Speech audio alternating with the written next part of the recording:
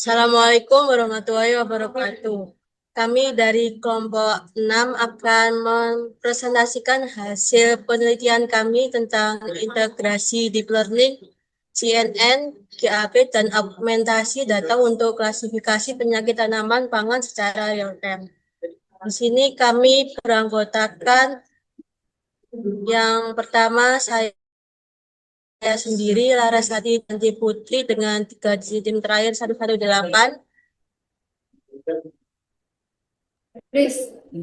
Saya Arsyana Naraswari Widaryanto dengan 3 digit NIM terakhir 109.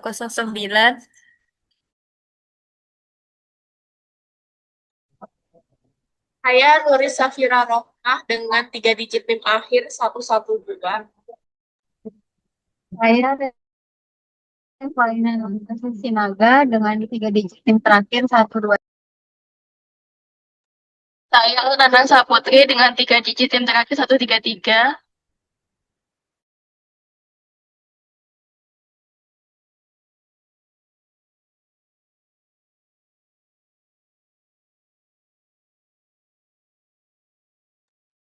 Oke, kita langsung masuk ke latar belakang.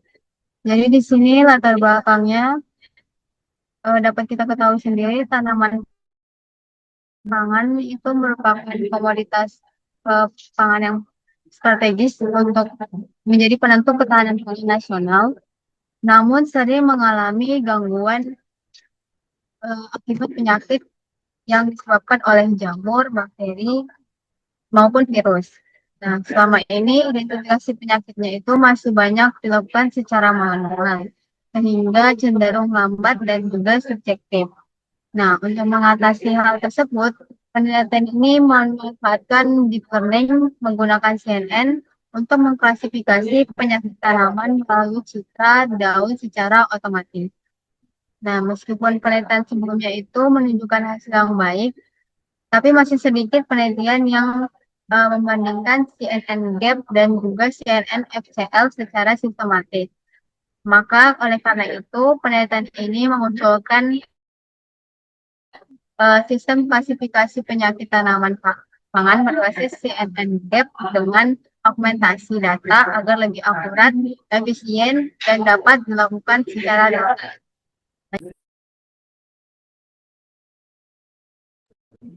Selanjutnya ada rumusan masalah. Yang pertama, bagaimana cara terbaik untuk menggunakan arsitektur CNN dengan Global Average Polling atau GAP untuk mengklasifikasikan penyakit tanaman pangan secara real-time berdasarkan citra. Nah, yang kedua ada klasifikasi penyakit tanaman pangan, bagaimana pengaruh metode augmentasi data terhadap akurasi dan juga stabilitas model CNN GAP.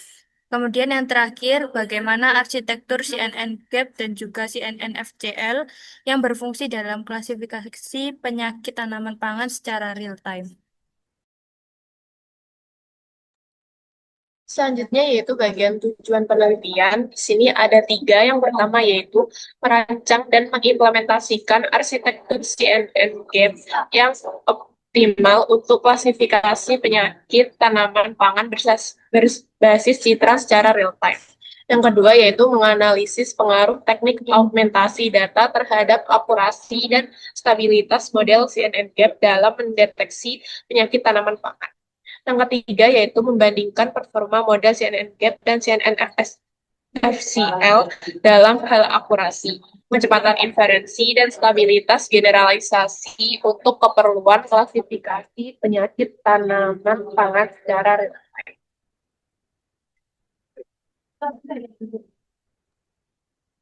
Selanjutnya itu dasar teori. Poin pertama yang menjadi landasan utama penelitian kami adalah pentingnya melakukan deteksi penyakit tanaman pangan berbasis citra.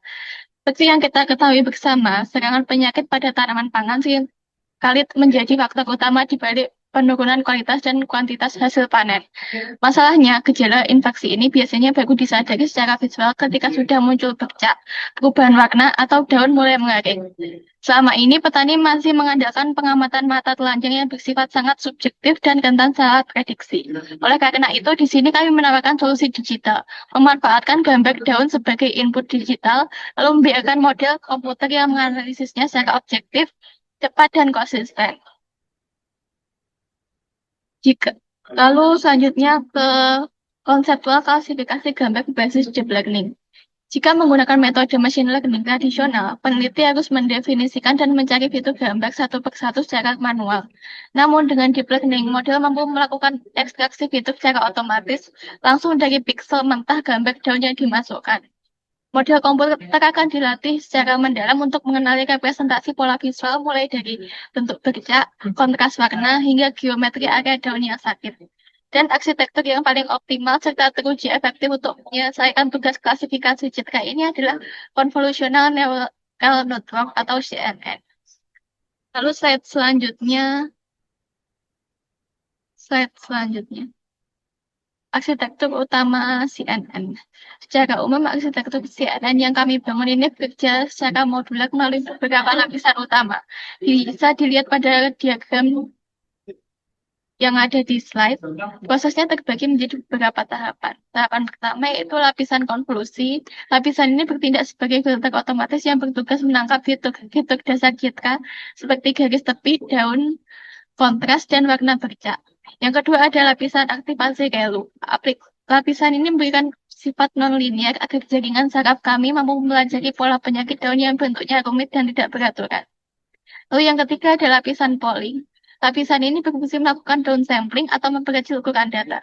Tujuannya itu sangat krusial untuk memeringankan beban komputasi agar model tidak terlalu berat saat dijalankan. Yang terakhir ada hasil ekstraksi tersebut diteruskan ke lapisan klasifikasi untuk menentukan keputusan akhir. Apakah daun tersebut termasuk kategori sehat atau terkena jenis penyakit tertentu. Nah, setelah lapisan konvolusi dan polling ini selesai diproses, terdapat bagian penting mengenai bagaimana model mereduksi parameter untuk menghasilkan klasifikasi yang efisien. Bagian penentu ini akan dijelaskan lebih detail oleh rekan saya.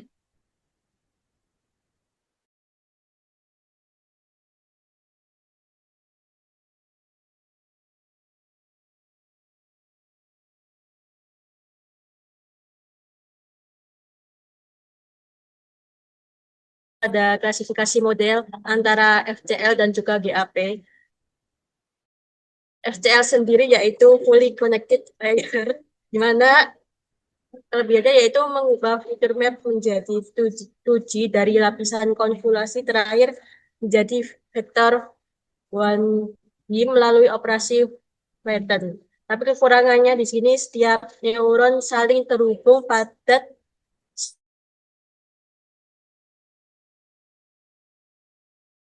Nah, dari itu di penelitian ini kami menggunakan GAP atau Global Average Pooling untuk menggantikan operasi flattening tradisional dengan cara menghitung nilai rata-rata dari keseluruhan fitur map yang dihasilkan oleh lapisan konvolasi terakhir.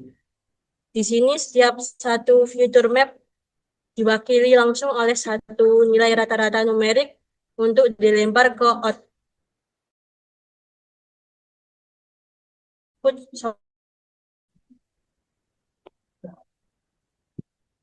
Nah, penjelasannya di sini ada dua kelebihan GAP. Yang pertama yaitu reduksi parameter secara drastis atau model ringan. Di mana yang pertama yaitu lapisan FCL konvensional memakan jutaan parameter yang bisa dilatih karena arsitekturnya yang padat. Lalu GAP menghapus parameter tambahan tersebut dan menyisakan hanya sekitar 2,1 juta parameter pada model. Dampaknya di sini yaitu model menjadi sangat ringan, hemat memori, dan siap dijalankan pada perangkat keras berbiaya rendah dengan lancar. Kelebihan GAP yang kedua yaitu regulasi alami untuk mencegah overfitting. Dataset penyakit tanaman seringkali terbatas, sehingga FCL rawan menghafal data latihan terlalu kaku atau overfitting yang memaksa ke korespondensi global antara peta fitur dan kelas penyakit. Dan dampaknya yaitu kurva latihan dan validasi jauh lebih stabil, konvergen secara mulus, dan memiliki kemampuan generalisasi yang kuat pada data lapangan baru.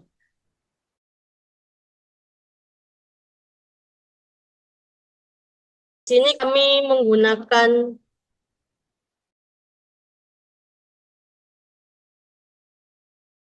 Tisna Presri di tahun 2025. Jurnal acuan kedua yaitu Bakerpur dan Samu Hamadi di tahun 2026. Jurnal acuan pertama sendiri objek penelitiannya berfokus pada penyakit daun alpukat, sedangkan jurnal acuan kedua berfokus pada varietas biji gandum. Jadi di sini kita mengambil tentang penelitian penyakit tanaman pangan. Lalu arsitektur utamanya di jurnal acuan 1 yaitu CNN tradisional, sedangkan jurnal acuan 2 yaitu CNN dan juga Global Average Pooling. Jadi di sini kita optimasikan menggunakan CNN ditambah juga GAP. Lalu receiver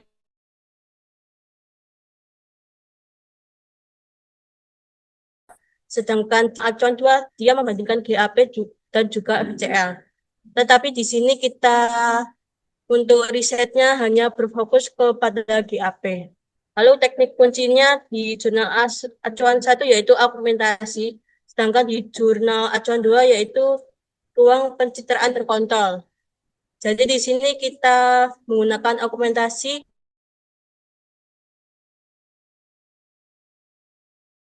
target di zona acuan 1 yaitu akurasinya mencapai 92%, sedangkan di zona acuan 2 akurasinya sampai 92,19% dan inferensinya 13,6 ms. Di riset ini, kelompok kami kita akan menggunakan klasifikasi ringan secara real time. Next.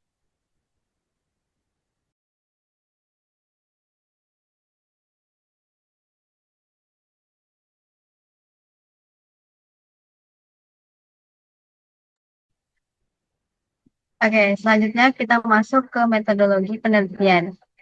Jadi pada penelitian ini, metodologi yang digunakan terdiri dari 5 fase utama, yaitu fase pertama dari analisasi dan pengumpulan data. Yang kedua, masuk ke fase reprocessing dan augmentasi data. Yang ketiga, perancangan serta pelatihan model CNN menggunakan dua pendekatan, yaitu CNN Gap dan juga CNN FCL. Lalu setelah modelnya dilatih, dilakukan evaluasi dan validasi menggunakan beberapa metrik performa. Dan yang terakhir, sistem diuji menggunakan metode black box testing untuk memastikan sistem berjalan dengan baik dari sisi pengguna. Nah, jadi untuk fase pertama yaitu inisialisasi dan pengumpulan data. Jadi di sini kita akan melakukan studi literatur dan mengumpulkan dataset daun tanaman pangan dari dua sumber, yaitu yang pertama data primer, yaitu foto langsung dari lapangan menggunakan kamera smartphone. Dan yang kedua data sekunder, yaitu dataset publik tervalidasi, yang formatnya itu menggunakan JPG dan atau PNG. Next.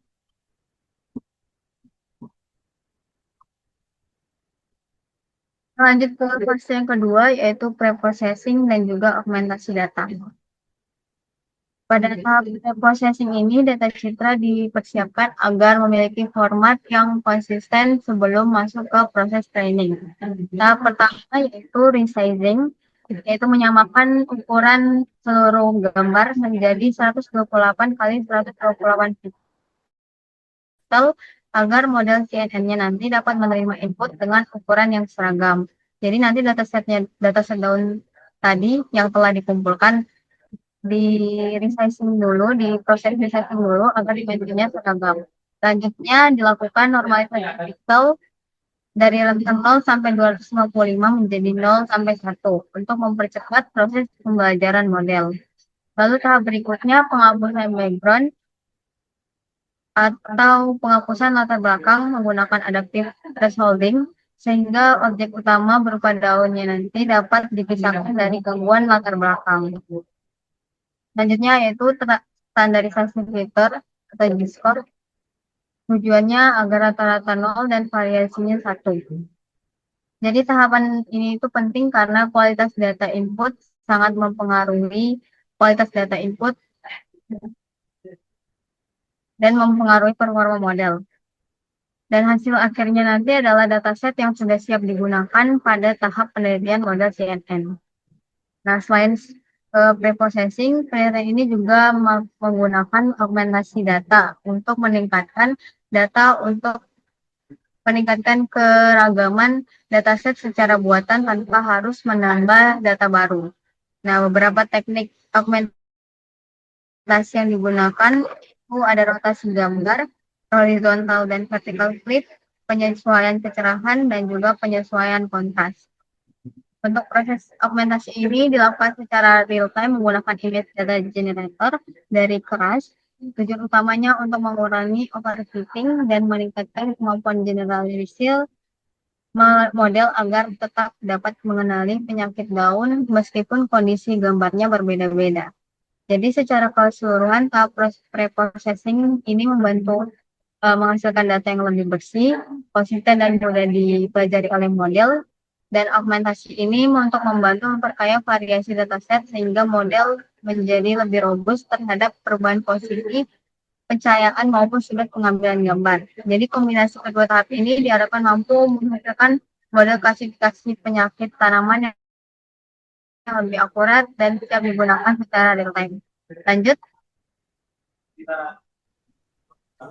Selanjutnya ada perancangan arsitektur gap. Yang pertama adalah input, di mana input dilakukan dengan ukuran 128 kali 128 piksel dengan formatnya menggunakan JPG atau PNG. Setelah melakukan input, maka akan dilakukan konfigurasi CNN gap yang terdiri dari 3 blok konvolusi dengan menggunakan jumlah filter tertentu.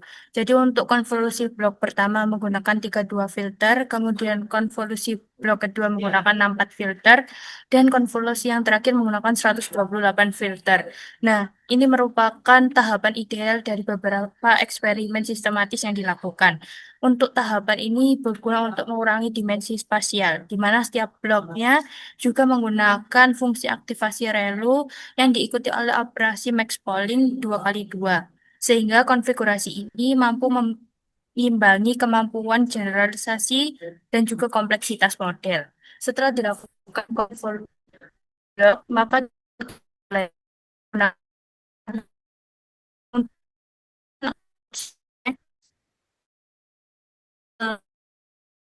sehingga dapat menghasilkan dan dua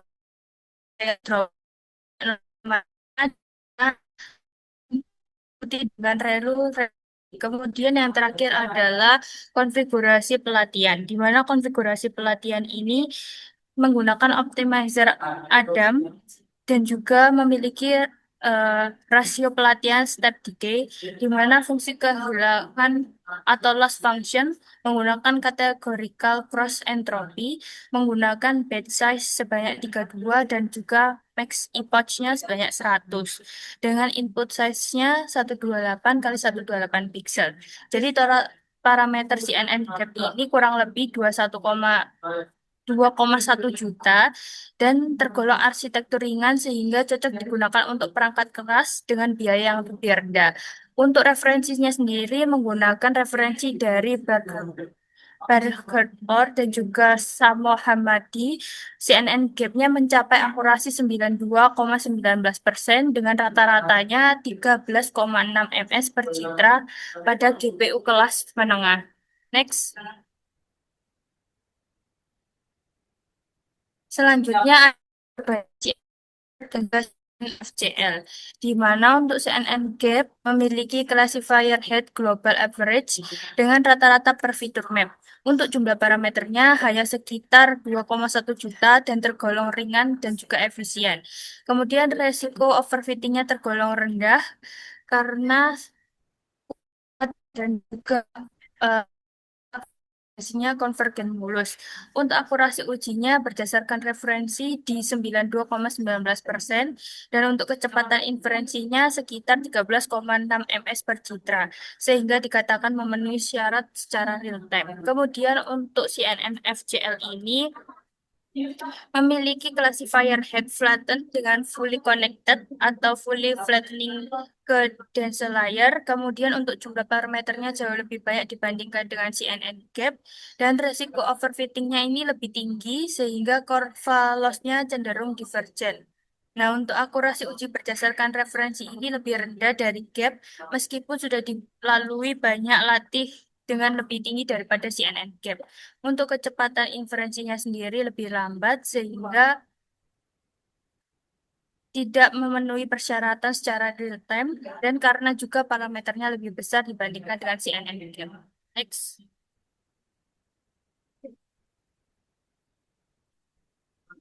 Selanjutnya ada dimensi evaluasi perbandingan model.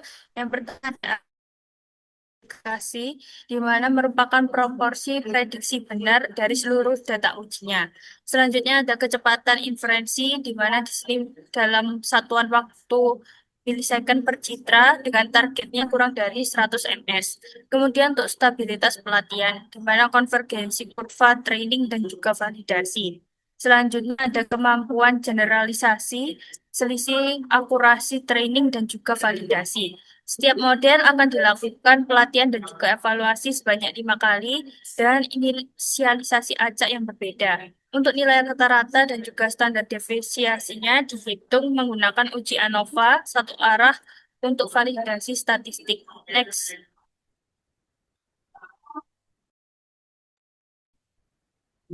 Pada penelitian ini, pengujian sistem dilakukan menggunakan metode black box testing. Black box testing sendiri yaitu merupakan metode pengujian yang berfokus pada fungsi dan output sistem tanpa melihat proses internal model atau struktur CNN yang digunakan. Tujuan pengujian ini adalah memastikan sistem klasifikasi penyakit tanaman pangan dapat bekerja sesuai kebutuhan pengguna. Pengujian yang dilakukan mencakup beberapa kategori. Pertama yaitu pengujian fungsionalitas dasar untuk memastikan sistem dapat menerima input citra dan menghasilkan prediksi penyakit. Yang kedua yaitu pengujian ketepatan output, membandingkan hasil prediksi dengan label sebenarnya atau ground truth. Selanjutnya terdapat pengujian performa real time untuk mengukur waktu inferensi sistem sejak citra dimasukkan hingga hasil ditampilkan. Selain itu, dilakukan juga pengujian input tidak valid untuk melihat respons sistem terhadap format atau resolusi yang tidak sesuai, serta pengujian konsistensi untuk memastikan hasil klasifikasi tetap stabil saat dilakukan pengujian berulang. Selanjutnya yaitu setelah pengujian black box dilakukan, performa model dievaluasi menggunakan beberapa metrik evaluasi. Metrik pertama adalah akurasi yang digunakan untuk mengukur proporsi prediksi yang benar. Kemudian precision untuk melihat ketepatan model dalam memberikan prediksi positif. Selanjutnya recall yang mengukur kemampuan model deteksi seluruh sampel pada setiap kelas. Dan terakhir advanced score yang digunakan untuk menyeimbangkan precision dan recall. Selain itu digunakan juga conclusion matrix.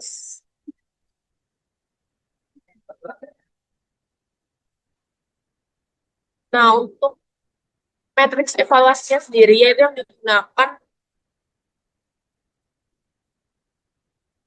ada akurasi, precision, recall, advanced score, confusion matrix, dan inference time seperti yang saya jelaskan tadi. Untuk akurasi sendiri untuk mengukur proporsi prediksi benar dari seluruh data uji, kemudian precision untuk mengukur kemampuan menghindari false positif. Yang tiga, recall untuk mengukur kemampuan mendeteksi seluruh sampel pada setiap kelas. Dan advanced score untuk menyeimbangkan precision dan recall. Confusion matrix untuk menganalisis kesalahan klasifikasi antar kelas, dan yang terakhir ada inference time untuk mengevaluasi kelayakan sistem real time.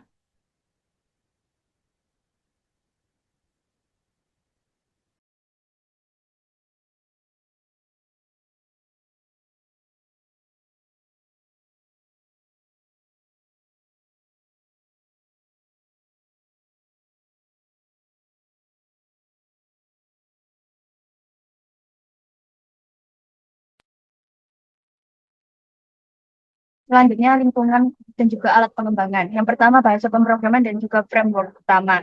Untuk bahasa pemrograman yang digunakan di sini menggunakan Python sebagai bahasa pemrograman utama. Kemudian TensorFlow dan juga Keras untuk membangun, melatih, dan juga melakukan penyimpanan model deep learning.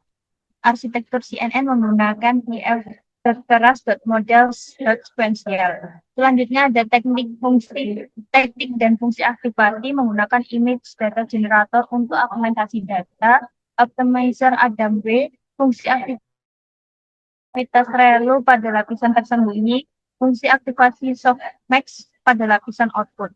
Implementasi aplikasi dibangun menggunakan aplikasi berbasis web menggunakan framework Flash, dan juga pengguna dapat mengunggah gambar daun dan juga menerima hasil deteksi secara otomatis. Untuk spesifikasi perangkat keras dan juga versi menggunakan Python 3,9, TensorFlow 2,10 dan juga keras. Untuk prosesornya menggunakan Intel Core i5, kemudian RAM-nya 16 GB, GPU-nya menggunakan NVIDIA GTX 1650, MATLAB 2018 ini untuk preprocessing gambar. Nah, untuk pustaka pendukung dalam penelitian ini atau library Python yang digunakan untuk pengolahan gambar menggunakan OpenCV dan juga PIL atau Pilo, dan analisis datanya menggunakan NumPy dan juga Pandas. Untuk visualisasinya menggunakan Matplotlib dan juga Seaboard. Nah, yang terakhir lingkungan dan pengembangan antarmuka, platform menggunakan Jupyter Notebook atau Google Colab. Kemudian untuk web framework-nya menggunakan Flash sebagai UI dan proses berbasis web.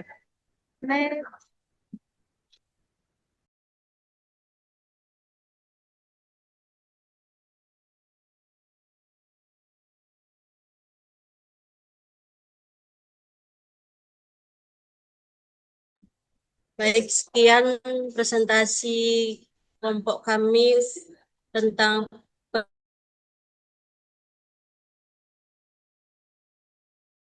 pengolahan kata atau pengucapan. Wassalamualaikum warahmatullahi wabarakatuh.